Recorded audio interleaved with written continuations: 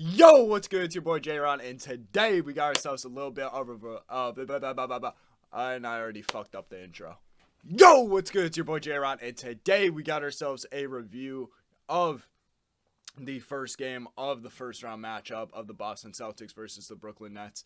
Probably hands down the best first round series matchup in NBA history. You see it in the title, and you hear it now. I feel like it's almost undeniable at this point, unless if Boston Celtics go on to sweep the Brooklyn Nets, which would be pretty crazy, especially being a Celtics fan. But yeah, I mean, I don't even know where to start, man. I mean, we all knew this was going to be a hell of a series, the Celtics versus Nets. We knew it was going to be very competitive, but this game was, I mean, obviously this game was really competitive. It went down to a buzzer beater, but it was something about it that just felt a little bit different. I mean, especially in that first half, like when you watch that first half, it's like, it wasn't really the superstars that were doing everything. You know, that's why I kind of had in mind the series was just going to be, okay, KD gets a bucket, Kyrie gets a bucket, and then the Celtics respond by JT getting a bucket and Jaylen Brown. But this game, it was a lot of just like the role players, which was interesting because you know, both these teams are heavy on their star players. You know, every top team obviously is heavy on their star players, but I feel like the Celtics and the Nets are the most reliant on their top two guys. So especially in that first half, I mean, Al Horford throughout the game, actually not just the first half, was the absolute X factor. Al Horford is amazing. Getting him on this team has just made us so much better. But yeah, he was the complete X factor in that game. Grant Williams was clamping up in the first half, especially of that game. He had some big shots as well. Well, not really shots anymore. He was taking it to the rack. He got 1 and 1, I believe. So he was doing really good. Marcus Smart, the whole game, was clamping up and just being an absolute menace out there and responding on offense. But yeah, I mean, KD struggled a lot in that first half, and that's because we kept throwing him in the double team. I mean, the Celtics, they played and came out with so much urgency. They had a game plan. They said, listen, anytime KD gets the ball, we are throwing a double on him. So they did a good job of that. Andre Drummond, it really wasn't working for the Nets. He was just too slow to keep up with that Celtics team. Al Horford was just doing a clinic. Al Horford was being faster than Andre Drummond, and he also got himself into some foul trouble early in the game. Where's the fouls? Yeah, right there, 4 fouls. A lot of those, I think at least like 3 or 4 of those were in the first half, so that's a lot of the reason why his minutes were down. But they threw in Nicholas Claxton, and then Claxton wasn't working for a while, so they decided to go small ball, and small ball is just when we really started to tear them up. And the Nets really just, I think the way we beat the Nets, man, is their lack of depth at the 5 between Andre Drummond and Claxton. And Claxton is a solid center, and even Andre Drummond, I think, is a pretty good center with all the hate that he gets. But realistically, I just think against the Celtics team who loves to attack the paint. I mean, this game we were attacking the paint like crazy.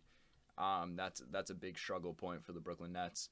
Acquiring Seth Curry has just been huge for the Nets. I mean, even though statistically he didn't have too much of a great game, he was definitely a threat out there. I mean, he had 6 assists as well.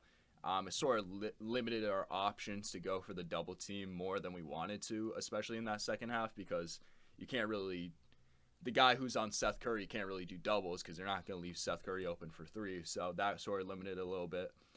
Kyrie had a really good game, especially in that second half. First half, he was doing good, but I felt like he wasn't being as aggressive as he could have been. Second half came, and he was absolutely lighting it up. He hit some big-time shots. He hit a big-time three-pointer on Jaylen Brown in the corner, contested, and then gave that middle finger to the crowd. But yeah, I mean, that's that. And then for the Celtics, Al Horford was just the X factor on both sides of the court. I mean, he was great on offense. He was even pushing the fast break. There was a possession where Al Horford, he went up on a fast break. He hit a spin move. He eventually lost the ball and it resulted in a turnover. But it was cool to see Al Horford sort of, you know, trying to take over and really push the pace. Daniel Theis was playing some big minutes. I think Daniel Theis, bringing him back, I know it's 1 for 6. He didn't have too much of a great game, but having that depth, especially after losing Robert Williams for that series, is good.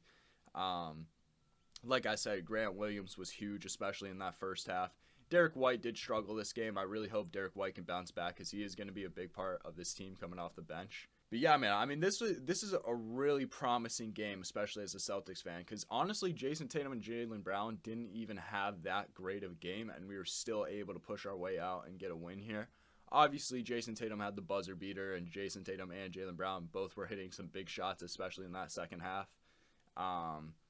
And Jason Tatum was facilitating a lot in the first half. I think at the end of the first, he had 8 assists, but at least 7 of those came in the first half. So he was just facilitating a lot in the first half, and then he picked up that aggression in the second. But it's good to see that, we were able to come out here and get a big-time win without needing to, for Jason Tatum to have 40 or Jaylen Brown to have 30 as well, because that's why I thought it would have had to, would have to be in a lot of scenarios. So, that's always good to see. I mean, it was just an entertaining-ass game. This is just going to be back and forth the whole series, man. Watching KD against Jason Tatum as well. It's just such a sick matchup. Jason Tatum had that fadeaway in the corner on Kevin Durant. That's when I was like, dude, this guy has potential to be, like, one of the best scorers of all time after I saw that bucket, man. I mean, I've always had high potential with Jason Tatum, but holy shit. As soon as I saw that fadeaway on KD in the first half, I'm like, he wanted that. He wanted that in KD's face, bro. He wanted to just prove a statement. So, yeah, man. I mean, this series is going to be so sick. If there's any NBA game to watch in the playoffs, even if you don't watch a lot of the games, it has to be this one. Anytime you got a chance, you got to tune in, because this is crazy, bro. This is going down in the books. I feel like there's a couple other things that I wanted to say, but I feel like for the Celtics, the biggest thing is to just keep attacking the centers, because the Nets really have a lack of depth at the 5. And if the Celtics really want to win, keep getting guys like Andre Drummond and Nicholas Claxton in foul trouble, because those two guys are pretty susceptible into getting into foul trouble. Not as much Nicholas Claxton. He only had 1 foul, which is surprising, because Claxton does seem like he's always like a magnet towards getting fouls. But yeah, I mean, keep attacking that, because they got a lack of depth there at the 5. And yeah, I mean, this is going to be, like I said, a hell of a series to watch. Now, I'm not going to be reviewing every game or every series. I think what I'm going to do is, like, after the first round, I'll go over every team in the first round series. Then the second round will go, and I'll do it that way. I just dropped this one because the Celtics, I mean, that was just a hell of a buzzer beater. I'll pull it up real quick. Celtics versus Nets. Buzzer beater. Probably going to get copyright, unfortunately. Continues into the paint, scrambling, so when I was watching this, I was like, okay, so after that was a terrible shot. Well, I was starting to get pissed, like, not here. Right at this moment, I'm like, you got to call a double team. You got to call a timeout. Like, we have 1 timeout left, 7 seconds, and he's trapped. I'm like, dude, I know there's a guy that could be open, but at the same time, if a turnover happens, it's GG. So I really wanted to see a timeout, and then they kept going. I'm like, hold on now. And then Marcus Smart got it, faked the pull, Tatum with the cut, spin move. That spin move was tough. KD was sleeping on defense. Look at KD. I didn't realize this when I first saw the clip, but second, look at KD was assigned onto him. He was falling asleep. He thought Marcus Smart was going to shoot. JT drives to the paint. That was just a great heads-up play by Jason Tatum to drive to the paint. Like, that's just such a smart heads-up play. I'm pretty sure he was actually going in for the rebounds because he thought Marcus Smart was going to shoot it. You can see right here is when he starts driving. He probably thinks he's taking a shot. He fakes it. He says, give me that thing. I'm going to take us home. And bang, bang, there it is. Yeah, just crazy, dude.